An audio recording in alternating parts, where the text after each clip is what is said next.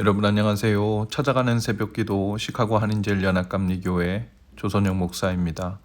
오늘도 변함없는 주님의 은혜와 평강이 저와 여러분의 삶의 종일 풍성하기를 기도합니다.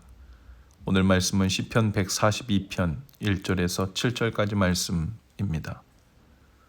내가 소리내어 여호와께 부르짖으며 소리내어 여호와께 간구하는도다. 내가 내 원통함을 그의 앞에 토로하며 내 우환을 그의 앞에 진술하는도다. 내 영이 내 속에서 상할 때에도 주께서 내 길을 아셨나이다. 내가 가는 길에 그들이 나를 잡으려고 올무를 숨겼나이다. 오른쪽을 살펴보소서. 나를 아는 이도 없고 나의 피난처도 없고 내 영혼을 돌보는 이도 없나이다. 여호와여, 내가 주께 부르짖어 말하기를 주는 나의 피난처시요 살아있는 사람들의 땅에서 나의 분깃이시라 하였나이다. 나의 부르짖음을 들으소서. 나는 심히 비천하니이다. 나를 핍박하는 자들에게서 나를 건지소서. 그들은 나보다 강하니이다. 내 영혼을 옥에서 이끌어내사 주의 이름을 감사하게 하소서. 주께서 나에게 갚아주시리니 의인들이 나를 두루리이다. 아멘. 다윗이 이 시편을 기록한 때는 아둘람 동굴에 숨어 있었을 때였습니다. 밖에서는 그의 생명을 노리는 자들이 둘러싸고 있고 동굴 안에는 그를 짓누르고 있는 고독과 두려움이 있었죠. 보이는 현실에서도 보이지 않는 마음속에서도 모두 길이 끊어진 자리였습니다. 그런데 그 깊은 어둠 속에서 길이 끊어진 자리에서 다윗은 소리내어 하나님을 부릅니다. 내가 소리내어 여호와께 부르짖으며 소리내어 여호와께 간구하는도다. 다윗은 감추려 하거나 꾸미려 하지 않았습니다. 원통한 것은 원통한 것이고 피할 수 없는 우환을 만난 현실을 그대로 하나님 앞에서 진술하고 있죠. 다윗은 길이 끊어진 자리에서 우환을 만나 원통한 자리에서 하나님을 부를 때 그 하나님을 멀리 계신 분으로 부르고 있지 않습니다. 다윗은 하나님을 자신의 곁에서 자신의 호흡을 듣고 계신 분으로, 자신의 마음을 속속들이 아시는 분으로 솔직하게 여기며 엎드리고 있죠. 메시지 성경에서는 다윗의 그 심정을 이렇게 표현하고 있습니다. 내가 절망에 빠져 있을 때 주께서는 내 심정을 아십니다. 내가 처한 위험, 내가 다니는 길에 숨겨놓은 저들의 덫을 아십니다. 오른쪽을 살피시고 왼쪽도 살펴보소서. 무슨 일이 벌어지는지 아무도 관심이 없습니다. 공경에 처했는데 출구도 없고 홀로 남겨져 희망마저 잃어버렸습니다. 하나님, 내가 이렇게 부르짖습니다. 주님은 나의 마지막 기회, 내 삶의 유일한 희망. 오 제발 귀를 기울이소서. 이렇게 바닥까지 떨어진 적은 없습니다. 오늘 이 말씀이 바로 나의 심정이구나, 나의 고백이구나 싶은 분들이 계실 겁니다. 안팎으로 공경에 처해 있는데, 모든 길이 끊어져 있는데, 의지할 곳도 하소연할 곳도, 내 마음을 알아줄 만한 사람도 없는 것처럼 느껴질 수 있죠. 나에게 벌어지고 있는 이 일에 대해 아무도 관심이 없는 것처럼 느낄 수 있습니다. 이 밑바닥에 떨어져 있는 저에게는 주님만이 유일한 소망입니다. 이것이 우리의 고백일 수 있죠. 밑바닥에 떨어지는 일은 마치 저주받은 자리처럼 생각될 수 있고 하나님이 돌보시지 않는 자리인 것 같지만 실은 그렇지 않죠. 그 가장 낮은 밑바닥은 우리 믿음의 선배들이 하나님을 인격적으로 만난 거룩한 장소였고 하나님을 대면했던 위대한 장소였습니다.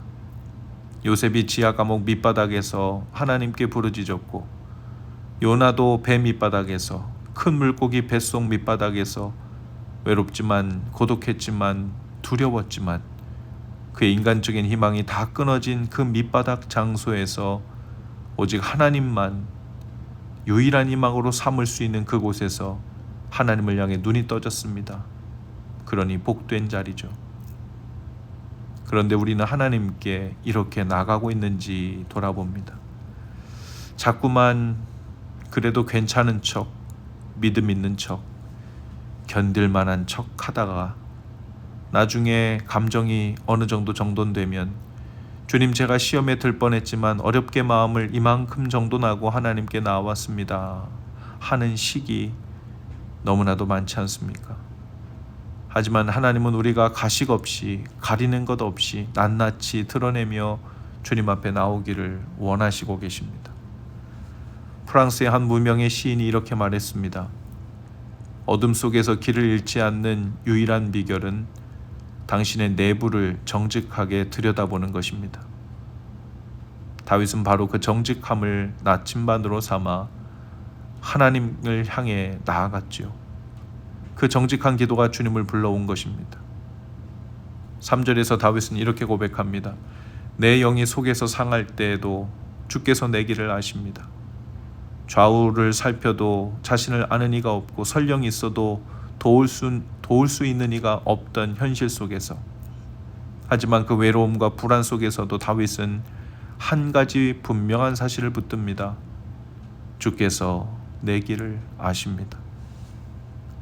악인들은 다윗의 길에 올무를 숨겨 놓았습니다. 눈에 보이는 길도 위험하고 마음의 길도 흔들리던 순간이었죠. 하지만 다윗은 대적이 숨겨놓은 함정들보다 하나님을 더 크게 보았습니다. 길이 없는 듯 보이는 순간에도 하나님은 그의 길을 알고 계셨고 그 길을 인도하는 분이셨죠. 그리고 다윗은 비록 자신의 눈에는 나아갈 길이 보이지 않지만 나를 알고 내 길을 아시는 하나님께서 나를 알고 계시니 되었다. 그것이면 되었다. 그것이면 충분하다라고 믿었죠. 우리가 주님을 전적으로 신뢰하는 순간 고통의 길은 주님과 동행하는 순례의 길로 변하고 맙니다. 주님은 우리의 상황만이 아니라 마음의 상태까지 아시는 분이십니다.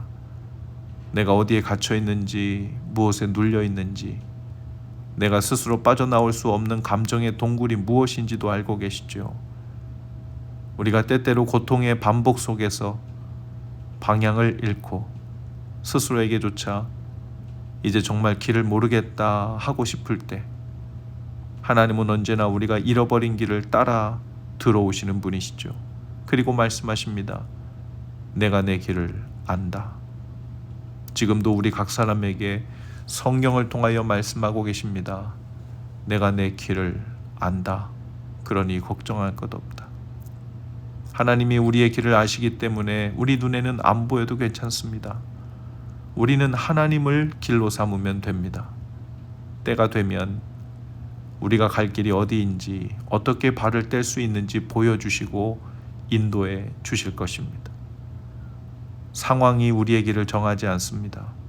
하나님이 길을 아시고 우리가 하나님을 의지할 때 하나님이 우리의 길이 되시죠. 그래서 육신을 입은 하나님, 예수님께서 이렇게 말씀하십니다. 내가 곧 길이다. 내가 어딜 가야 할지 몰라도, 내가 어떤 마음 상태인지 말로 설명할 수 없어도 하나님은 이미 우리가 갈 길을 꿰뚫고 계시죠. 그러니 그분을 아는 것이 우리의 위로이고 안심할 이유입니다. 오늘 혹시 안팎으로 막혀 마음이 어두워지고 끊어진 길 끝자락에 위태롭게 서 있는 것 같은 그런 분이 계십니까? 다윗처럼 진솔하게 하나님의 이름을 부르시고 그 원통함을 아뢰시고 그 우환을 말씀하시고 그리고 하나님이 우리의 길을 알고 계심을 믿으시기 바랍니다. 하나님만이 우리의 흔들리지 않는 영원한 길이십니다.